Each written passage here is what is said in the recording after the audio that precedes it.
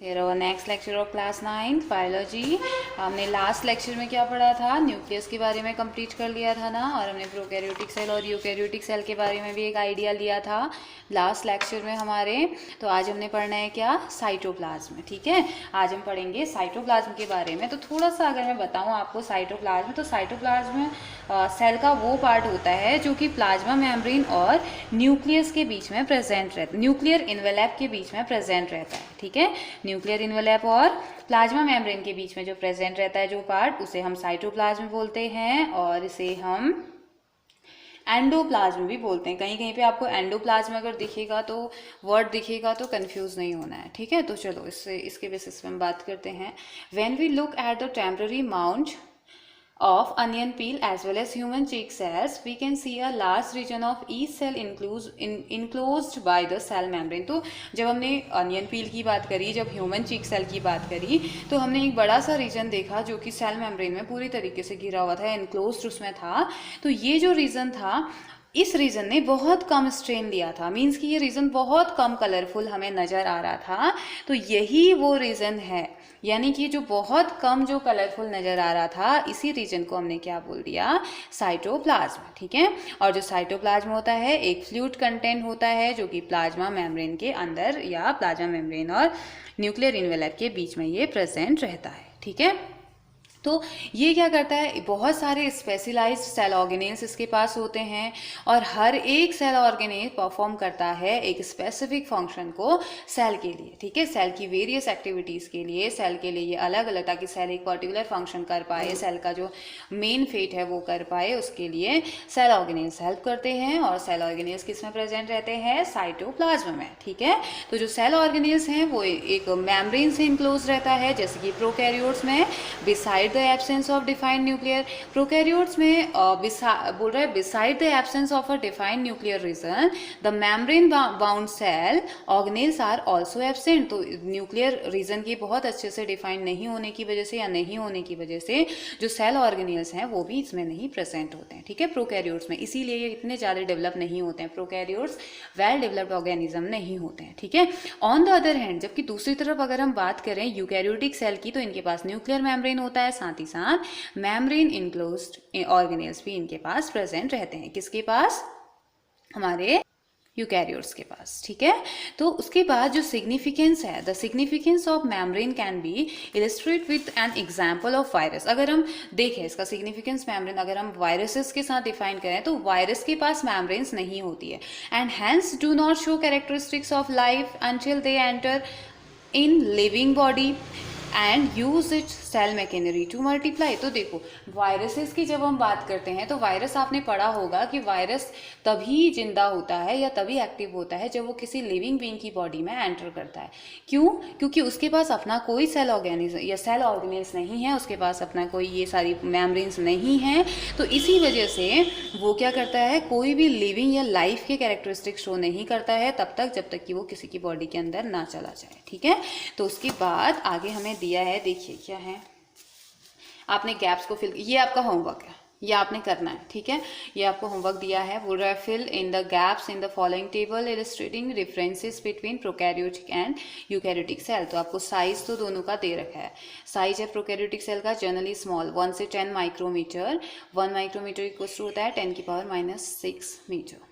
Size इसका eukaryotic cell का होता है लार्ज, 5 to 100 माइक्रोमीटर तक का होता है। न्यूक्लियर रीजन इसका तो आपने फिल करना है, प्रोकैरियोटिक अब पढ़ के आ चुके हैं आप पीछे। दूसरा, nuclear region well defined and surrounded by a nuclear membrane. ठीक है, वेल डिफाइंड होता है, घिरा हुआ रहता है न्यूक्लियर मेम्ब्रेन से। तो यहाँ पे क्या होता है वो आपने फिल करना है, बहुत ईजी है, अगर आपने थोड़ा सा भी ध्यान से सुना है तो ये आपने अभी फिल कर लिया होगा। क्रोमोसोम सिंगल होता है, यस, मोर देन 1 क्रोमोसोम, इसमें 2 से ज़्यादा क्रोमोसोम हो सकते हैं, 1 से ज़्यादा क्रोमोसोम हो सकता है। ठीक है, प्रोकैरियोट में membrane bound cell organelles absent होते हैं। यूकैरियोट्स में क्या होते हैं, मैं 10 बार मैं आपको बता चुकी हूँ, मैंने बहुत बार बता दिया है, एक बार आप वीडियो ध्यान से सुनिए, आपको आंसर मिल जाएगा और आप पूरा इसे फिल कर लेने वाले हो। ओके, एंड आई होप कि आप सब लोगों ने ये फिल भी कर लिया होगा क्योंकि हमने पीछे पढ़ लिया है। नाउ अब हम बात करते हैं, साइटोप्लाज्म तो हो गया ना, साइटोप्लाज्म आ गया ना समझ में। साइटोप्लाज्म क्या होता है, जो हमने देखा जो कम स्ट्रेन वाला पार्ट है सेल में, उसे हमने साइटोप्लाज्म कहा। सेल ऑर्गेनेल्स इसके पास प्रेजेंट रहते हैं, और प्रोकैरियोट्स में सेल ऑर्गेनेल्स नहीं होने की वजह से वो यूकैरियोट की तरह इतने एडवांस नहीं हैं, इसीलिए उनको प्रोकैरियोट कहा जाता है। साइटोप्लाज्म बहुत हेल्प करता है सेल को अलग अलग फंक्शन करने के लिए, क्यों?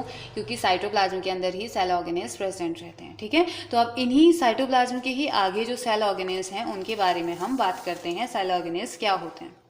तो बोल रहा है कि every cell has a membrane around it to keep its own content separate from the external environment. तो हर एक सेल के पास एक मेम्ब्रेन होती है उसके चारों ओर, ताकि वो एक्सटर्नल इन्वायरमेंट से अपने कंटेंट्स को सेपरेट रख सके, उसके जो कंटेंट है उसके अंदर ही रहें, बाहर इन्वायरमेंट में ना आ जाएं, या उनसे वो दूर रखता है उन्हें। तो जो बड़े और कॉम्प्लेक्स सेल्स होते हैं, जैसे कि मल्टी सेलर ऑर्गेनिज्म के जो सेल्स हो गए, जैसे हम लोग हो गए, ठीक है, तो हमें क्या चाहिए? Need a lot of chemical activities, हमें बहुत ज़्यादा केमिकल एक्टिविटीज़ चाहिए ताकि हम सपोर्ट कर सकें, to support their complicated structure and function. तो उनका जो फंक्शन है मल्टी सेलर ऑर्गेनिज्म का, उनकी बॉडी के जो फंक्शन है उनको सपोर्ट करने के लिए, उनके कॉम्प्लिकेटेड स्ट्रक्चर्स को, उसको फंक्शन को सपोर्ट करने के लिए यहाँ पे हमें केमिकल एक्टिविटीज़ की रिक्वायरमेंट होती है। To keep these activities of different kind separate from each other. तो इन्हीं एक्टिविटीज़ को रखने के लिए या हमेशा बनाए रखने के लिए अलग अलग टाइप की जो एक्टिविटी होती है, अलग अलग डिफरेंट सेपरेट होती है, एक दूसरे की एक्टिविटी सबसे एक दूसरे से अलग होती है। और ये सेल क्या करते हैं? यूज़ होते हैं। These cell use membrane round little structure. तो इनको अलग अलग रखने के लिए, सबके फंक्शन अलग अलग होते हैं, सबका अपना अपना फंक्शन करने के लिए इनको जरूरत होती है छोटे छोटे स्ट्रक्चर्स की, उनको क्या बोलते हैं? या ऑर्गेनेल्स की अपने साथ। ठीक है, अपने साथ इन ऑर्गेनेल्स को ये रखते हैं, जिन्हें हम सेल ऑर्गेनेल्स कहते हैं। ठीक है, इनको हम क्या बोल देते हैं? Cell organelles. This is one of the feature of the eukaryotic cell that distinguish them from prokaryotic cell. तो यही एक फीचर है यूकैरियोटिक सेल्स का जो उन्हें प्रोकैरियोटिक सेल से अलग बनाता है या प्रोकैरियोटिक सेल से अलग दिखाता है। कौन सा कैरेक्टर? कि उनके पास क्या है? उनके पास सेल ऑर्गेनेल्स है। ठीक है, और जब ये कुछ ऑर्गेनेल्स होते हैं इनमें से जो कि हम सिर्फ इलेक्ट्रॉन माइक्रोस्कोप की प्रेजेंस में ही देख सकते हैं, बिना इलेक्ट्रॉन माइक्रोस्कोप की हेल्प के हम इन्हें नहीं देख सकते हैं। ठीक है, तो we have talk about the nucleus in a previous section. तो हमने न्यूक्लियस के बारे में पढ़ा लास्ट लेक्चर में हमारे। Some important examples of cell organelles which we will discuss now are, कुछ जो इम्पोर्टेंट है हमारे एग्जाम्पल सेल ऑर्गेनेल्स के, वो क्या हैं जो कि बहुत ज़्यादा इंपॉर्टेंट हैं, जिनको हमने पढ़ना है। First one is endoplasmic reticulum, second one is Golgi apparatus, third lysosomes, fourth mitochondria, fifth plastids and vacuoles. ठीक है, ये सभी हमारे क्या हैं? सेल ऑर्गेनेल्स हैं जो कि हेल्प करते हैं सेल को अलग अलग फंक्शंस को परफॉर्म करने के लिए। They are important because they carry out some very crucial function in cell. ये बहुत ज़्यादा इंपॉर्टेंट है क्योंकि ये क्या करते हैं? बहुत ज़्यादा इंपॉर्टेंट सेल के बहुत ज़्यादा इंपॉर्टेंट फंक्शन को कैरी करने में हेल्प करते हैं। ठीक है, तो हम स्टार्ट करते हैं पहले सेल ऑर्गेनेल से, जिसे हम बोलते हैं एंडोप्लाज्मिक रेटिकुलम, और इसे बोला जाता है E for endoplasmic, R for reticulum. ठीक है, the endoplasmic reticulum is a large network of membrane bound tubes and sheet. तो एंडोप्लाज्मिक रेटिकुलम क्या है? एक बड़ा सा नेटवर्क है, बहुत बड़ा नेटवर्क है मेम्ब्रेन बाउंड ट्यूब्स और शीट्स का। ठीक है, पहले डायग्राम देख लेते हैं। ये एनिमल सेल है। ठीक है, एनिमल सेल में आपको एंडोप्लाज्मिक रेटिकुलम, चलो पहले हम सारे देख लेते हैं। ठीक है, ये तो है उसका nucleus, this part is nucleus, this one is nuclear envelope, बाहर है ना उसके, तो क्या हो जाएगा? Nuclear envelope. This one is smooth अच्छा, एंडोप्लाज्मिक रेटिकुलम ना दो टाइप के होते हैं, smooth endoplasmic reticulum and rough endoplasmic reticulum. तो आपको दोनों ही दिखाए गए। दिस वन इज स्मूथ, ये वाला जो पार्ट है ना, ये स्मूथ एंडोप्लाज्मिक रेटिकुलम है, और ये जो पार्ट है ये येलो येलो या वाइटिश आपको नजर आ रहा होगा, ये रफ एंडोप्लाज्मिक रेटिकुलम है। इसके ठीक नीचे साइटोप्लाज्म है, ये वाला पार्ट राइबोसोम है, दिस वन इज लाइसोसोम, ये लाइसोसोम है, इसे सेंट्रियोल कहा जाता है, ये प्लाज्मा मेम्ब्रेन है, ये गोल्गी एपरेटस है। ठीक है, तो अब देखिए, देख लिया ना एंडोप्लाज्मिक रेटिकुलम को, अच्छे से देख लिया आपने, दिस वन, ये स्मूथ एंडोप्लाज्मिक रेटिकुलम और ये रफ एंडोप्लाज्मिक रेटिकुलम। ठीक है, तो आइए अब हम इसके बारे में पढ़ते हैं। तो क्या बोल रहा है, ट्यूब लाइक स्ट्रक्चर देखा ना हमने, it looks like long tube wells और राउंड और ऑब्लिंग बैग्स, बैग की तरह या वेसिकल्स की तरह ये नजर आता है। ठीक है, तो द एंडोप्लाज्मिक रेटिकुलम या ER membrane is similar in structure to the plasma membrane. ये कुछ प्लाज्मा मेम्ब्रेन की तरह ये नजर आते हैं, और ये दो टाइप के होते हैं। ER दो टाइप के होते हैं, यानी कि एंडोप्लाज्मिक रेटिकुलम दो टाइप के होते हैं। First one is rough endoplasmic reticulum, जिसे RER हम कहते हैं, और दूसरा स्मूथ एंडोप्लाज्मिक रेटिकुलम, जिसे कि SER कहा जाता है। ठीक है, rough endoplasmic reticulum and smooth endoplasmic reticulum. तो रफ एंडोप्लाज्मिक रेटिकुलम कैसे दिखता है, RER लुक रफ दिखाई देता है, इसलिए इसे रफ एंडोप्लाज्मिक रेटिकुलम कहा जाता है। ठीक है, rough under a microscope, microscope के अंदर देखते हैं, because it has particles called ribosomes. तो रफ एंड, और ये बहुत ज़्यादा इंपॉर्टेंट है कि कौन से एंडोप्लाज्मिक रेटिकुलम के पास राइबोसोम्स प्रेजेंट होते हैं, रफ के पास या स्मूथ के पास। तो rough looks like under a microscope because it has particles called ribosomes। तो इसके पास क्या होते हैं, कुछ पार्टिकल्स होते हैं जिन्हें हम राइबोसोम्स कहते हैं, जो कि अटैच रहते हैं रफ एंडोप्लाज्मिक रेटिकुलम की सरफेस से। Okay, the ribosomes which are present in all active cells, और राइबोसोम्स वो होते हैं जो कि जितने भी एक्टिव सेल्स हैं उनमें प्रेजेंट रहते हैं, और साइट है प्रोटीन मैन्युफैक्चर का। यहीं पे राइबोसोम्स ही वो जगह है जहाँ पे प्रोटीन बनता है, प्रोटीन का फॉर्मेशन होता है। ठीक है, तो the manufacture protein are then, अब जो यहाँ पे को प्रोटीन बनता है, इस जगह पे जो प्रोटीन का मैन्युफैक्चरेशन होता है, जो फॉर्म प्रोटीन होता है, इसके बाद इसे कहाँ भेज दिया जाता है, जिस जगह पे सेल को जहाँ पे ज़रूरत है प्रोटीन की वहाँ भेज दिया जाता है। तो the manufacture protein are then send to various places in the cell depending on need, जहाँ जहाँ ज़रूरत है, ज़रूरत के हिसाब से प्रोटीन्स को भेज दिया जाता है एंडोप्लाज्मिक रेटिकुलम का यूज करते हुए। ठीक है, उसके बाद आगे बोला जा रहा है, the SER smooth endoplasmic reticulum help करता है किसमें, मैन्युफैक्चर ऑफ फैट मॉलिक्यूल और लिपिड के मॉलिक्यूल का मैन्युफैक्चर करता है। रफ एंडोप्लाज्मिक रेटिकुलम तो किसको बना रहा था, प्रोटीन को, और स्मूथ एंडोप्लाज्मिक रेटिकुलम फैट और लिपिड को बना रहा है। ठीक है, जो कि सेल के लिए बहुत ज़्यादा जरूरी होते हैं। ठीक है, लिपिड्स और जो फैट के मॉलिक्यूल होते हैं ना, ये बहुत ज़्यादा जरूरी होते हैं सेल फंक्शन करने के लिए।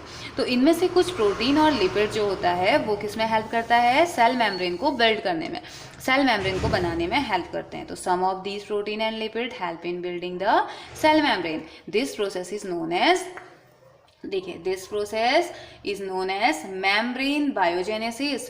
तो इसी प्रोसेस को क्या कहते हैं, प्रोटीन और लिपिड जब हेल्प करते हैं सेल मेम्ब्रेन को बनाने में या बिल्डिंग ऑफ सेल मेम्ब्रेन, तो इसे क्या बोल दिया जाता है, मेम्ब्रेन बायोजेनेसिस। ठीक है, व्हाट इज मेम्ब्रेन बायोजेनेसिस, तो प्रोटीन और लिपिड की जब हेल्प करते, कुछ इनमें से कुछ सेल्स ऐसे होते हैं जो प्रोटीन और लिपिड की हेल्प से सेल की मेम्ब्रेन को डेवलप करते हैं, बनाते हैं, तो उसे हम क्या बोल देते हैं, membrane biogenesis. Some other proteins and lipid, कुछ प्रोटीन लिपिड तो मेम्ब्रेन बायोजेनेसिस में हेल्प करते हैं, कुछ दूसरे प्रोटीन और लिपिड के जो मॉलिक्यूल होते हैं वो कैसे काम करते हैं, function as enzymes and hormones, वो एंजाइम और हार्मोन्स के लिए हेल्प करते हैं या इनकी तरह फंक्शन करते हैं। ठीक है, although the endoplasmic reticulum varies greatly in appearance in different cell, तो अलग अलग सेल में अलग अलग होता है, it always form a network system, ये हमेशा नेटवर्क सिस्टम में प्रेजेंट रहता है। एंडोप्लाज्मिक रेटिकुलम नेटवर्क सिस्टम में प्रेजेंट रहता है, और अपीयरेंस इसका अलग अलग सेल में अलग अलग टाइप का आपको देखने को मिलेगा। ठीक है, thus one function of ER is to serve as channel for the transport of material. तो सबसे पहला जो फंक्शन है वो क्या है एंडोप्लाज्मिक रेटिकुलम का, ये एक चैनल का फॉर्मेशन करता है, गेट का फॉर्मेशन करता है, हम कह सकते हैं किसके लिए, मटेरियल के ट्रांसपोर्ट के लिए, स्पेशली प्रोटीन्स के लिए। और प्रोटीन कितना ज़्यादा इंपॉर्टेंट है ये हम सभी जानते हैं, है ना।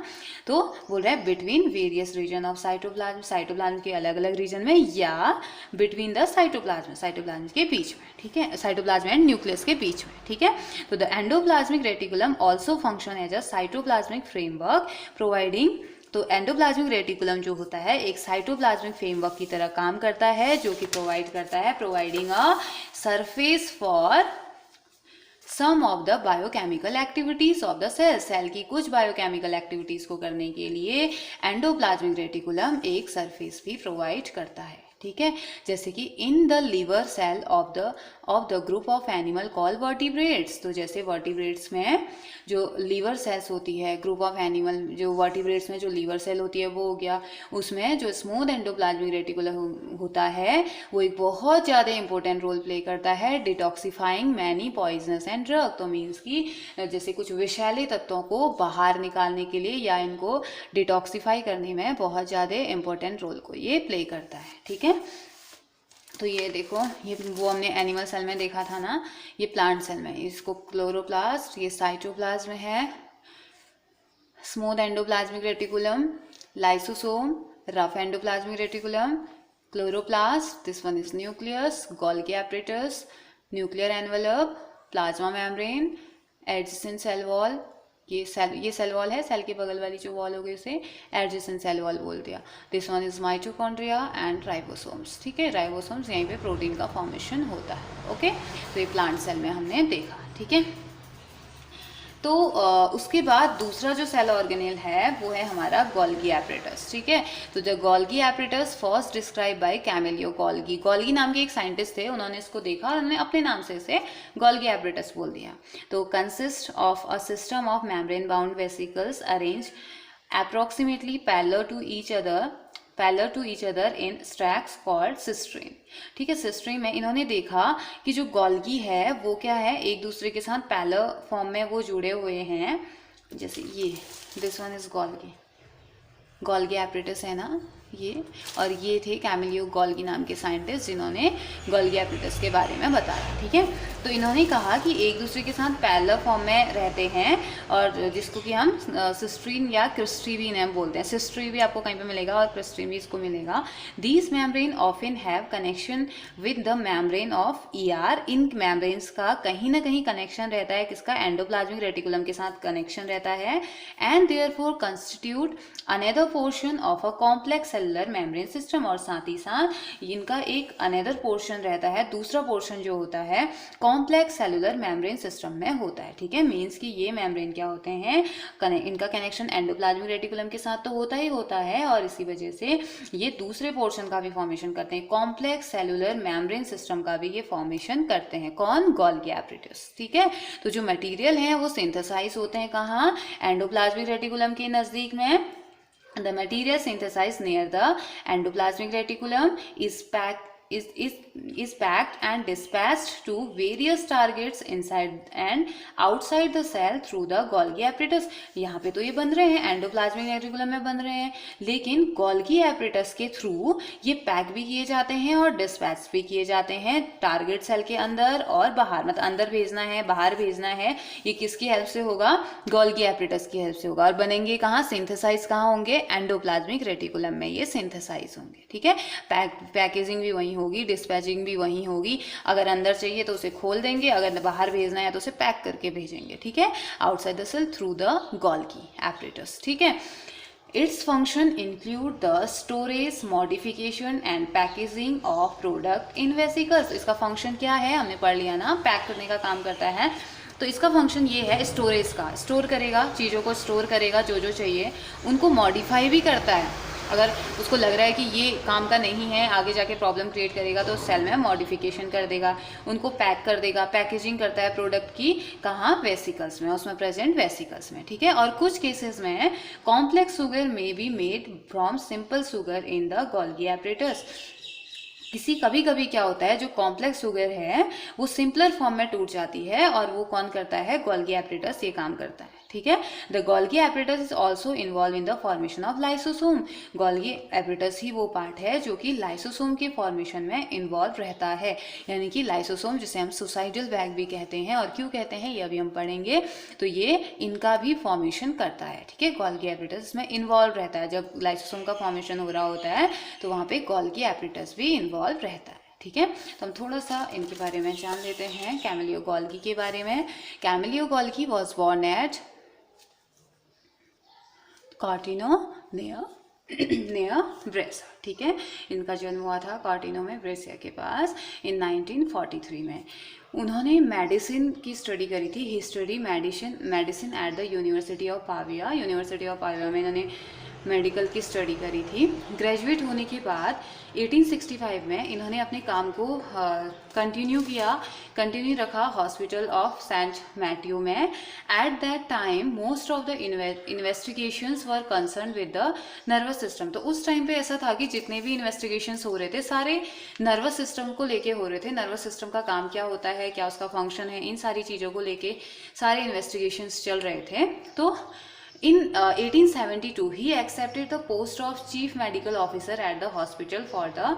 तो इन्होंने क्या किया, एक उस टाइम पे नॉर्मल में, चलिए मैं आपको ऐसे बता देती हूँ। 1872 में इन्होंने एक चीफ मेडिकल ऑफिसर के फॉर्म में इन्होंने एक पदभार ग्रहण किया, हम कह सकते हैं। और इन्होंने स्टार्ट किया उस टाइम पे, इन्होंने भी नर्वस सिस्टम के बारे में ही पढ़ना स्टार्ट किया।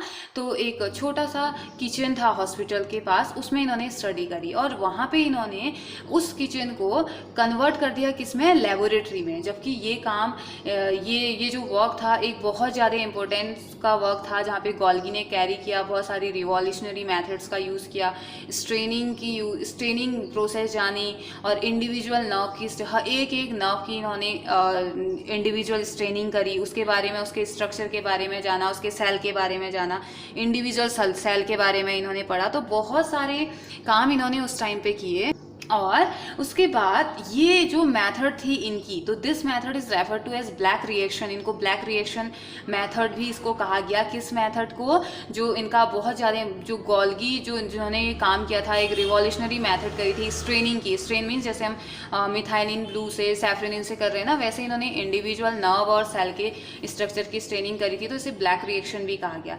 ये मेथड एक weak solution, this method uses a weak solution of silver nitrate. के एक वीक सॉल्यूशन में इस मेथड का यूज़ किया गया और प्रैक्टिकली वैल्यूएबल रहा ये ट्रेस करने में अलग अलग टाइप की प्रोसेसेस को और अलग अलग टाइप के सेल्स को की रेमिफिकेशन करने में ये बहुत ज़्यादा वैल्यूएबल ये प्रोसेस रही। ऑल्दो इनकी जो लाइफ थी वो कंटिन्यू रही यही इन्हीं लाइंस के साथ, या यही टेक्निक को इम्प्रूव करने में, नर्वस सिस्टम के बारे में जानने में, स्ट्रेनिंग के बारे में जानने में, इनकी जो लाइफ थी ना ऐसे ही आगे को बढ़ती गई। और इस चीज़ के लिए, इन एक्सपेरिमेंट्स के लिए, इनकी जो ये लगातार न रुकने वाली जो जीवन प्रणाली इनकी थी, बिना रुके इन्होंने जो काम किया, उसके लिए इन्हें बहुत बड़ा ऑनर दिया गया, highest honour and award in the recognition of his work. इनके वर्क के लिए इन्हें हाईएस्ट अवार्ड दिया गया। और इन्होंने नोबेल प्राइज को शेयर किया था 1906 में एक दूसरे जो सैंटिगो रोमिनो कैजल फॉर दूसरे जो साइंटिस्ट थे उनके साथ इन्होंने शेयर किया था, जो इन्होंने इनके साथ, क्योंकि उन्होंने भी स्ट्रक्चर ऑफ नर्वस सिस्टम के बारे में बताया था। तो कुछ इस तरीके की लाइफ हिस्ट्री थी कैमिलियो गॉल्गी की, जिन्होंने गॉल्गी एपरेटस के बारे में बताया, जिन्होंने बताया कि गॉल्गी एपरेटस क्या होता है, गॉल्गी एपरेटस का काम क्या क्या होता है, ये सारी चीज़ें उन्होंने बताई थी। ठीक है, उसके बाद नेक्स्ट सेक्शन में हम पढ़ेंगे अदर के बारे में। हमारा शायद ये लास्ट ख़त्म हो जाएगा इसके बाद ये चैप्टर। तो लाइसोसोम्स के बारे में हम पढ़ लेते हैं। ठीक है, लाइसोसोम्स क्या होते हैं? Lysosomes are a kind of waste disposal system of the cell. Lysosomes cells में वेस्ट डिस्पोजल की तरह काम करते हैं, वेस्ट डिस्पोजल सिस्टम की तरह काम करते हैं। लाइसोसोम हेल्प करते हैं किसमें? Keep the cell clean by digesting any foreign material as well as worn out the cell organelles. ठीक है, तो ये क्या करते हैं? लाइसोसोम का काम क्या होता है? जो सेल ऑर्गेनेल है इस लाइसोसोम का काम होता है कि ये सेल को साफ करता है, साफ रखने का काम करता है। कोई भी फॉरेन मटेरियल आया और इसने क्या कर दिया? जल्दी से उसे खा देता है। ठीक है, और as well as worn out cell organelles. तो foreign materials entering the cell, foreign material mean जो उसके नहीं है, उसको नहीं लग रहा है कि ये मेरे सेल का है, किस कुछ और है, तो उसे खा देगा। ठीक है, तो जो फॉरेन मटेरियल्स होते हैं जो सेल में एंटर कर रहे हैं, जैसे कि बैक्टीरिया और food as well as old organelles end up in the lysosome, ऐसे ऑर्गेनेल्स जो कि खत्म होते जा रहे हैं पुराने वाले, तो वो पुराने वालों को भी खा देता है। ठीक है, which break them up into small pieces, जो कि छोटे छोटे पीसेज में तोड़ता है। और लाइसोसोम एबल है ये करने के लिए क्योंकि इसके पास पावरफुल डाइजेस्टिव एंजाइम प्रेजेंट है जो कैपेबल हैं ऑर्गेनिक मॉलिक्यूल को छोटे छोटे पार्ट्स में डिवाइड करने के लिए कैपेबल होते हैं। ठीक है, during the disturbance in cellular metabolism, अगर सेलुलर मेटाबॉलिज्म में कोई डिस्टर्बेंस आया, for example when the cell gets damage, अगर कभी सेल डैमेज हो गए तो लाइसोसोम क्या हो सकता है, लाइसोसोम में burst and the enzyme digest their own cell, तो क्या हो जाता है, लाइसोसोम खुद ही ब्रस्ट हो जाता है और इसमें प्रेजेंट जो एंजाइम होता है वो अपने ही सेल को खा देता है, ठीक है। Therefore lysosomes are also known as suicide bag, तो मैंने आपको बोला था ना सुसाइड बैग क्यों कहते हैं, वो इसलिए कभी कभी सेल में डिस्टर्बेंस आने की वजह से सेल क्या हो जाती है, डैमेज हो जाती है, जिसकी वजह से लाइसोसोम ब्रस्ट हो जाता है और इसमें जो एंजाइम होता है ये अपनी ही सेल को खा देता है, तो इसलिए इसे क्या सुसाइड कर लेता है ना, एक तरीके से हम कहें, तो इसलिए इसे suicidal bag of a cell कहा जाता है, ठीक है। Structurally lysosomes are membrane bound sac filled with digestive enzyme, अगर हम वैसे बात करें तो लाइसोसोम्स क्या होते हैं, मेम्ब्रेन बाउंड सेल सैक्स होते हैं जो कि डाइजेस्टिव एंजाइम से भरे हुए रहते हैं, और ये एंजाइम किससे मिलके बने हुए रहते हैं, रफ एंडोप्लाज्मिक रेटिकुलम के, ठीक है, रफ एंडोप्लाज्मिक रेटिकुलम से मिलके ये बने हुए रहते हैं। नेक्स्ट हमारा आता है माइटोकॉन्ड्रिया, ठीक है। तो माइटोकॉन्ड्रिया क्या होते हैं, mitochondria are known as power house of the cell, तो माइटोकॉन्ड्रिया क्या होते हैं, बहुत ज़्यादा अमाउंट में एनर्जी इनमें प्रेजेंट रहती है, तो इसलिए इसे पावर हाउस कहा जाता है, जहाँ पे सबसे ज़्यादा एनर्जी होगी उसी को तो पावर हाउस कहा जाएगा ना, तो माइटोकॉन्ड्रिया को क्या कहते हैं, power house of the cell, ठीक है। और जो एनर्जी रिक्वायर होती है अलग अलग केमिकल एक्टिविटीज़ के लिए, लाइफ की हर प्रोसेस को करने के लिए, वो कहाँ से रिलीज होती है, माइटोकॉन्ड्रिया से रिलीज होती है, कौन से फॉर्म में, एटीपी के फॉर्म में, और एटीपी क्या होता है, एडिनोसिन ट्राइफॉस्फेट, एटीपी का फुल फॉर्म क्या होता है, एडिनोसिन ट्राइफॉस्फेट, ठीक है। ATP is known as the, अब देखो सबसे ज्यादा इंपॉर्टेंट ये है, ATP is known as the energy currency of the cell, ठीक है, इसे एनर्जी करेंसी कहा जाता है सेल का, ठीक है। और साथ ही साथ जो बॉडी एनर्जी यूज़ करती है वो स्टोर एटीपी से ही यूज़ करती है, अपने अलग अलग केमिकल कंपाउंड्स के फॉर्म में, या मैकेनिकल वर्क जो करना होता है वो सब माइटोकॉन्ड्रिया से ही मिली हुई एनर्जी के थ्रू ये करता है, ठीक है। Mitochondria have 2 membrane covering instead of just 1, तो इसके पास 2 मेम्ब्रेन कवरिंग होती है एक की बजाय, ठीक है।